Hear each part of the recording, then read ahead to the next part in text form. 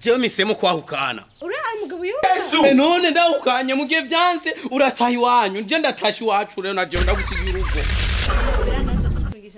bera uzomumenya jeje nyene basi mu bisanzwe ikintu kikujanye n'igihe aha uvuze neza maze imisi niko nakubwira ugenda iyo aho abandi bagore bamaze imisi bagenda mugabo ukaguma unatanga mama bera narakubwiye uko mama bera yuko nawe utegerezwa kugenda aho abandi bagore bose bamaze imisi bagenda mugabo waravyanse je misemo kwahukana kuko ntunyumvira narakubwiye ugenda iyo muri Arabia Saudi to muri Oman unaje unzanira amahera nk'abandi bagabo abandi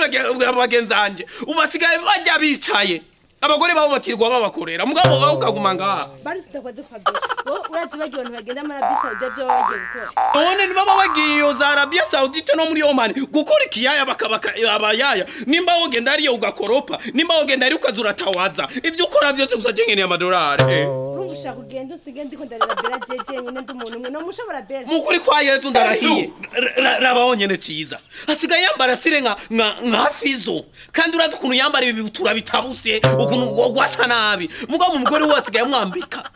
raba makurata naruse kugura aje fuyi wacu raba inzu bariko barubaka mugabo kubera umugore we yagiye amawoka guma urumva naje shaka ngende muri Arabia Saudi mama bera mukuru kimana ndakura utajye muri Arabia Saudi ndarahimana yo mwijuru je ndahukanye papa bera je ndahukanye mukuru kimana utajye muri Arabia Saudi canke Oman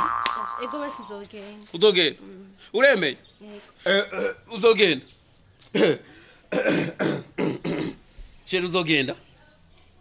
Sheri genda na jonze natagata tushira imizigo mu muntu Yesu ayo temera jona ari guca nawe ukana aha nari maukana abagabo bo ata